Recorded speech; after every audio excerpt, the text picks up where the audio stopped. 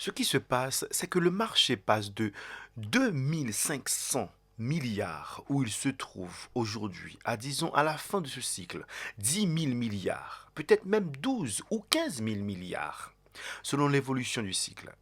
Puis 100 000 milliards, ce qui correspond à la taille de la plupart des autres classes d'actifs, comme les actions. Donc, ce mouvement de 2500 milliards à 10 000 milliards, puis 100 000 milliards, c'est l'opportunité. Cela représente également la plus rapide et la plus grande accumulation de richesses que le monde ait jamais connue. Je sais que le marché semble être en correction, je sais qu'il y a des informations très contradictoires dans le monde, mais de l'autre côté, je voulais vous rappeler les propos de Raoul Pal que nous allons entendre et essayer de comprendre que nous sommes à un moment historique, nous sommes à un moment qui est encore plus marquant que durant le Covid. C'est une opportunité financière à ne pas en douter. Sans plus tarder, écoutons les propos de Raoul Pal. Les amis, bienvenue.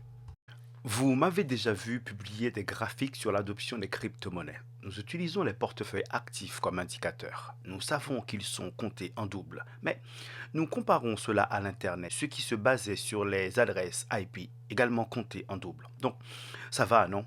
Ça fonctionne. Cela donne une estimation approximative. Il y a environ 520 ou 550 millions de portefeuilles actifs. Ma thèse actuelle, c'est que la technologie vient d'être surpassée par l'intelligence artificielle. C'est donc l'adoption la plus rapide de n'importe quelle classe d'actifs ou technologie que le monde ait jamais vue.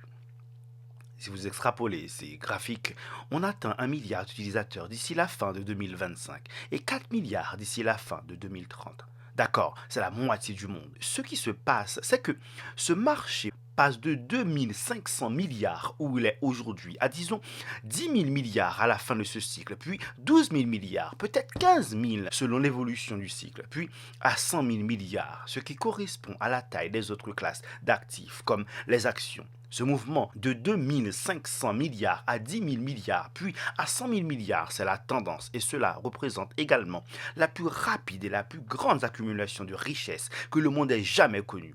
C'est une génération de richesses d'une telle ampleur en si peu de temps. C'est l'équivalent de toute la génération des baby boomers entrant dans la financiarisation, en achetant des actions et ce genre de choses. En plus de l'ouverture de la Chine à l'OMC, en plus de la chute du rideau de fer en Russie, personne n'a jamais vu quelque chose de tel auparavant. Donc voilà, toutes ces informations additionnées nous montrent clairement qu'il y a quelque chose qui se prépare. Et c'est pour ça que nous allons encore parler de Hedera HVAR, nous allons parler encore de XRP, parce que ces protocoles se préparent à tout ça, que ce soit QNT, Astar, tous ces protocoles sont en train de se préparer pour ces choses-là.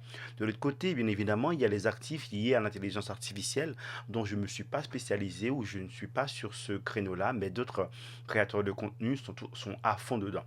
Je rappelle que une grande partie des informations, je les ai tirées sur des chaînes de YouTube américaines ou bien sur Twitter ou bien sur d'autres plateformes. Ces informations sont à disposition libre, mais bien évidemment, il faut avoir du temps pour les trouver. Malgré le FUD actuel, malgré cette correction, malgré le climat politique compliqué, nous devons comprendre et accepter que nous sommes à l'aube de quelque chose d'absolument énorme. Dans tous les cas, c'est inévitable. Maintenant, regardons comment Hedera Bar se prépare et ensuite nous allons approfondir sur Ripple XRP. Nous avons des informations assez importantes. Hedera est devenu membre fondateur de la nouvelle initiative Decentralized Trust de Linux Foundation en mettant tout son code source dans un nouveau projet appelé Pyro. Cela décentralise le développement du code d'Hedera, le rendant véritablement open source, gouverné par la communauté avec des moyens permettant aux gens de contribuer activement de manière inédite avec le code. Désormais, sous la gouvernance de Linux Foundation, les entreprises peuvent maintenant y contribuer. Cela ouvre la porte aux devs et aux entreprises pour enrichir Hedera et ajouter des fonctionnalités. Le réseau Hedera continue d'être géré de la même manière avec son conseil de gouvernance composé de grandes entreprises, ce qui renforce la confiance. Nous entrons dans une nouvelle phase de l'industrie où les gens réalisent que s'isoler dans leur propre réseau n'est pas la meilleure approche. Je suis vraiment enthousiaste pour l'avenir de cette space. Ok, donc EDRHBAR se prépare. EDRHBAR fait en sorte que son protocole soit plus ouvert et permet la création d'applications décentralisées plus rapidement et plus facilement. Bon, vous connaissez les particularités de ce protocole, tokenisation, Stablecoin Studio et bien des choses encore. Et comme vous avez pu vous en rendre compte, dans les pays développés, on essaie de faire en sorte que l'argent papier disparaisse totalement. Ceci dit, il ne faut pas oublier que l'argent papier, c'est moins de 5% du volume monétaire existant. Donc, là, nous allons voir une application créée par EDRHBAR qui permet de payer des sommes rapidement, facilement. Regardons plutôt ce dont il est question.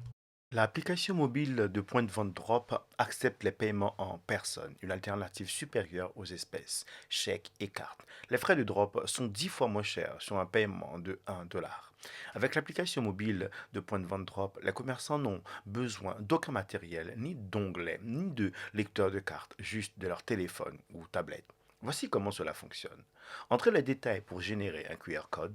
Les clients scannent simplement le QR code, génèrent pour payer avec leur portefeuille Drop. Le paiement est accepté instantanément. L'application de point de vente Drop est conçue pour les petites entreprises et les opérateurs indépendants, comme vous.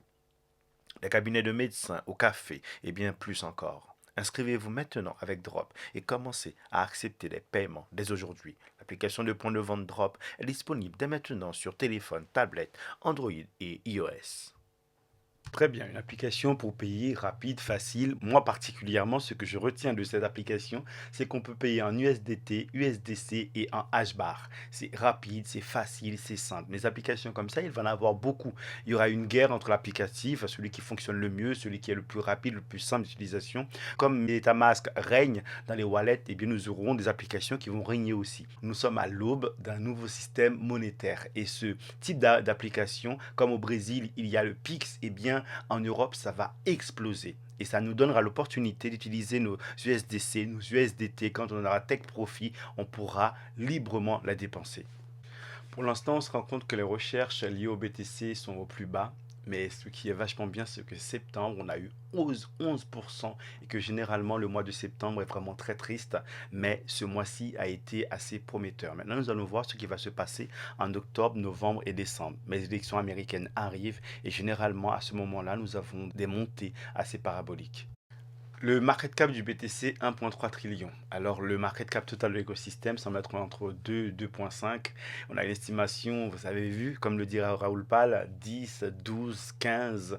Bon, la perspective est sur 2030, mais quand même, ça laisse assez songeur. Quand même, les possibilités sont énormes. Vous êtes au bon endroit et surtout au bon moment.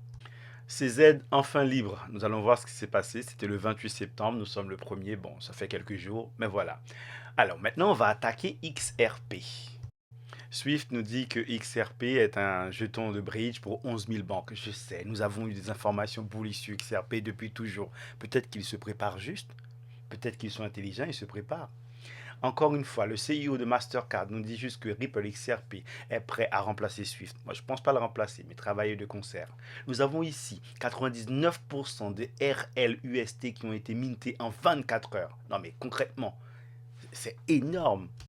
Et étrangement, tout est fait maintenant. Bref, moi je pense réellement que Ripple se prépare.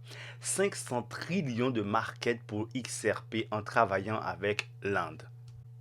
Les baleines achètent. Ils ont acheté 470 millions de XRP dans les 10 jours passés. C'est bizarre quand même, non? 470 millions de XRP en 10 jours. Je suis désolé, il doit bien avoir quelque chose derrière. Mais nous sommes là et nous allons attendre et nous verrons bien. Mais écoutons ce jeune homme qui a un point de vue assez intéressant sur le fonctionnement du jeton. Personne ne peut te dire avec certitude où ira le prix du XRP. Ils n'en ont absolument aucune idée. Zéro, zéro, vraiment aucune idée. Mais je vais te donner un petit aperçu de ce qui pourrait se passer. Le XRP est un instrument financier de valeur. Et cet instrument est essentiellement une liquidité entre différents autres instruments, comme les obligations, les actions, les devises, tout en fait. Le XRP n'a pas de valeur que par rapport aux actifs émis sur son réseau, car il faut du XRP pour acheter ces actifs sur le réseau et utiliser cette liquidité.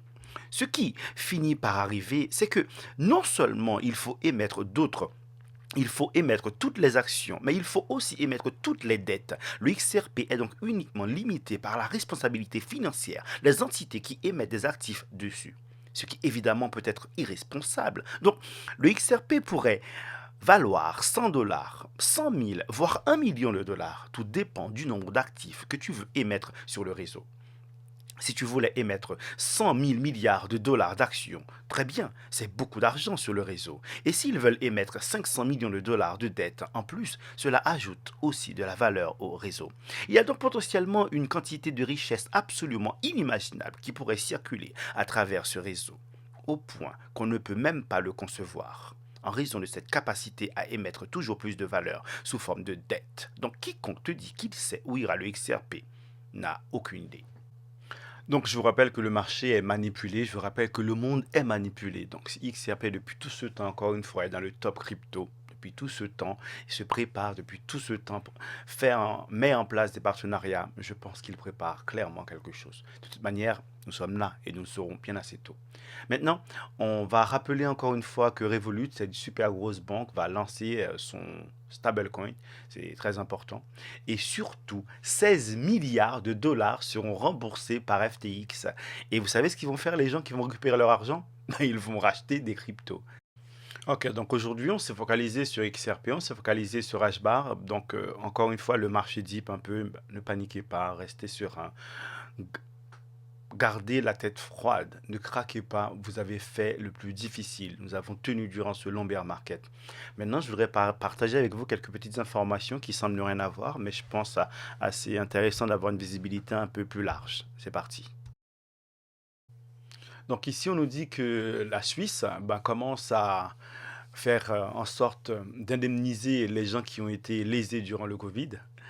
Et puis là, on nous dit que si un ouragan est en place et qu'il frappe, faut faire vacciner peut aider. Je sais pas.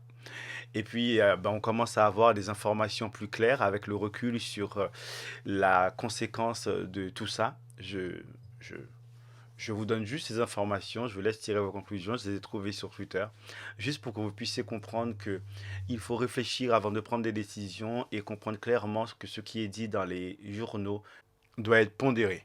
Donc, Javier qui rencontre Nakib Boukele, vous savez, Javier, j'ai vraiment des gros doutes quant à son positionnement politique.